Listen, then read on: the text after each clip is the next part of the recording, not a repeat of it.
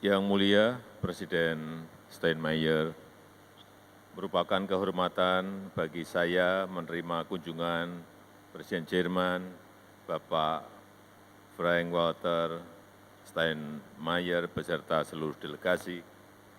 Indonesia menjadi salah satu tujuan pertama kunjungan bilateral Presiden Jerman setelah kembali terpilih sebagai Presiden Jerman bulan Februari tahun ini.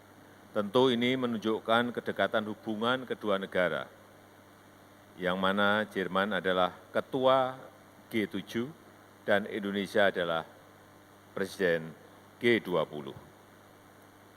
Presiden Steinmeier juga bukan orang baru bagi saya, karena kita sudah pernah bertemu di Jakarta di tahun 2014 saat beliau menjabat sebagai Menteri Luar Negeri.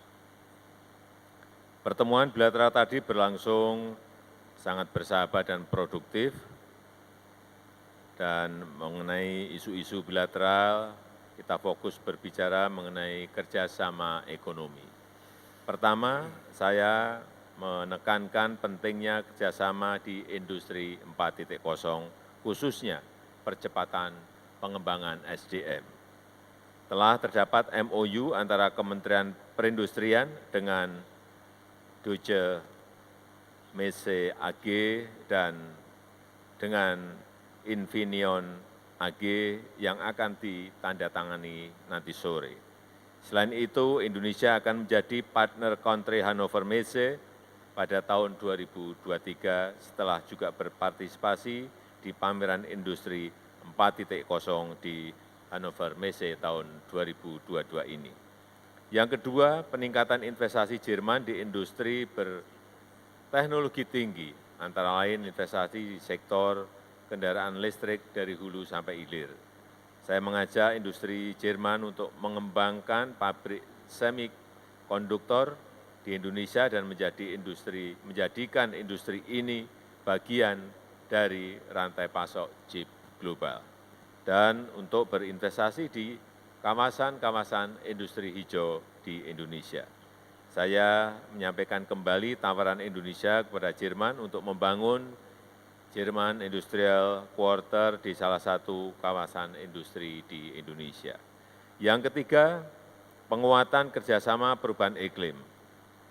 Saya menghargai dukungan Jerman dalam pembangunan Green Infrastructure Initiative senilai 2,5 miliar euro. Pembangunan pusat mangrove dunia yang baru saja diresmikan beberapa hari yang lalu. Kemudian integrasi transmisi hijau di Sulawesi Utara senilai 150 juta euro, serta pilot project pengembangan energi geotermal senilai 300 juta euro. Saya mengajak Jerman menjadi mitra Indonesia dalam mengolah potensi sumber-sumber energi baru terbarukan di Indonesia. Yang keempat, kolaborasi G20 di bawah presidensi Indonesia dan G7 di bawah keketuaan Jerman. G20 dan G7 mempunyai prioritas yang sama, yaitu transisi energi. Saya mengundang kontribusi Jerman dan negara-negara G7 dalam berbagai pengetahuan dan teknologi serta akses pendanaan. Saya mengajak Jerman untuk mendukung pembentukan energy transition financing dan pasar karbon di Indonesia, serta kerjasama riset di bidang energi hidrogen dan mobil listrik. Perihal isu kawasan dan isu global, kita bertukar pikiran tadi mengenai situasi di Ukraina dan kerjasama Indo-Pasifik. Secara tegas, saya menyampaikan kembali posisi konsisten Indonesia mengenai pentingnya penghormatan terhadap kedaulatan dan integritas wilayah. Untuk itu, prinsip-prinsip dan hukum internasional harus dipatuhi secara konsisten. Dan budaya damai serta saling menghormati, serta semangat kerjasama perlu terus diperkuat. Saya juga mendorong penguatan kerjasama mengatasi dampak perang Ukraina, khususnya terhadap pangan dan energi, dan terkait dengan kerjasama di kawasan Indo-Pasifik. Saya kembali menekankan pentingnya arsitektur kawasan secara inklusif yang mengedepankan semangat kolaborasi bukan pembendungan atau containment di Indo-Pasifik dalam spirit kerjasama multilateralisme dan perdamaian. Demikian yang bisa saya sampaikan. Saya mengundang dengan hormat Presiden Steinmeier untuk menyampaikan pandangannya. Terima kasih.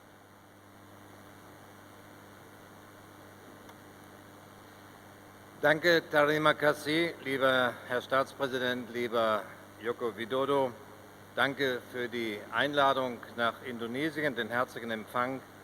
Und ich kann bestätigen, es ist mir eine Freude, wieder in Jakarta zu sein. Indonesien und Deutschland verbindet viel. Unser gemeinsames Bekenntnis zu Demokratie und Rechtsstaatlichkeit und zur internationalen regelbasierten Ordnung, die wir nicht nur erhalten, sondern die wir auch weiterentwickeln wollen. Wir wollen, dass man sich aufeinander verlassen kann.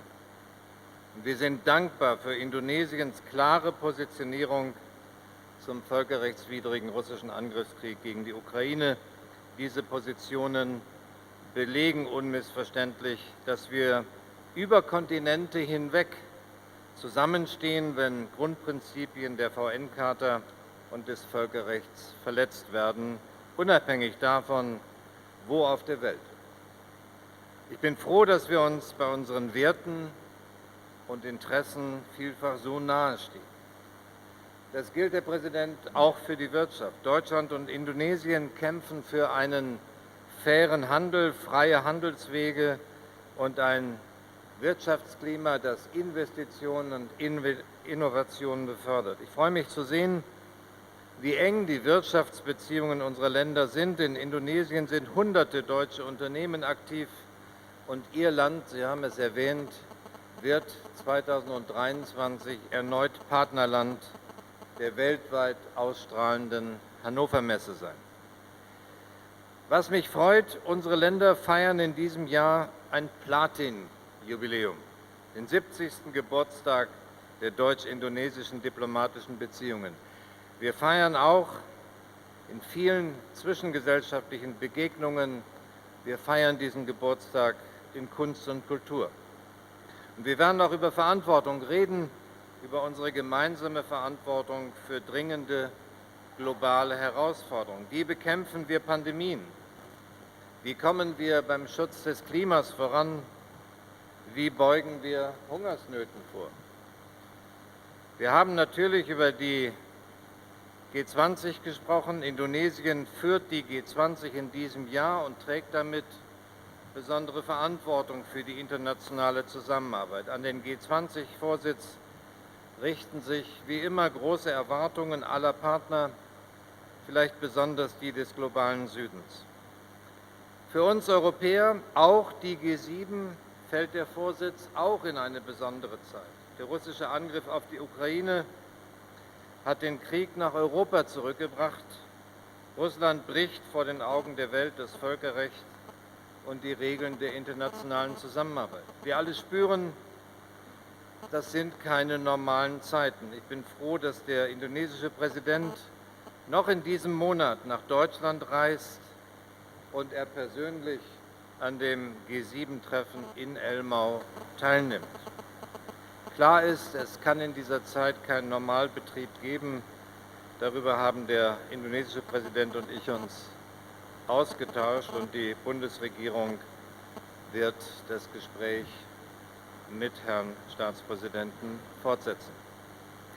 Besonders wichtig und teilweise schon eng sind die Kooperationen zwischen Deutschland und Indonesien zum Schutz von Klima, Umwelt und Biodiversität. Wir arbeiten in gemeinsamen Projekten zu erneuerbaren Energien, Kohleausstieg, Wald-, Mangroven- und Moorschutz. Wir wollen mehr kooperieren, um Klimaziele zu erreichen und um unsere Wirtschaft und Energieversorgung sozial wie klimaverträglich zu machen. Dazu zählt auch ein rascher und ambitionierter Ausstieg aus fossilen Energieträgern. Indem wir umsteuern, bereiten wir den Boden für Innovation, Investitionen und viele neue, auch nachhaltige Arbeitsplätze. Gemeinsam mit weiteren Partnern loten wir aus, wie dieses Potenzial mit Indonesien am besten realisiert werden kann. Ich freue mich daher, dass mich auf diesem Besuch eine hochkarätige und vielfältige Wirtschaftsdelegation begleitet.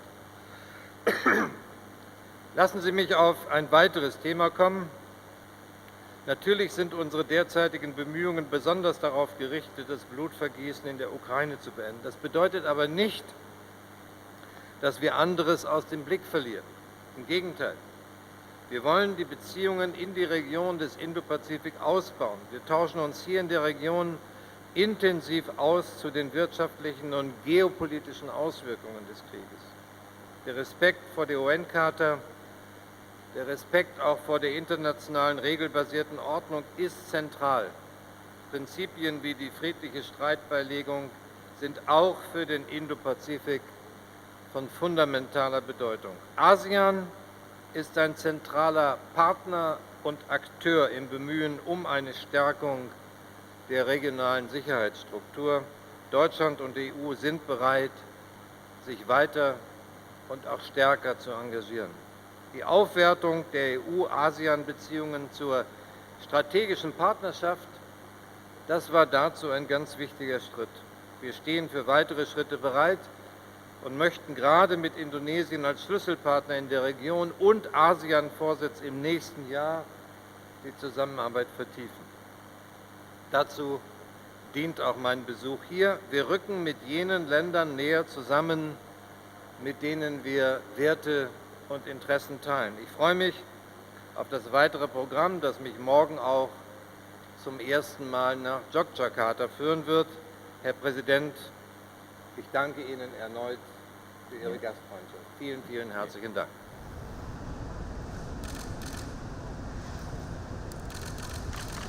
Demikian Joint President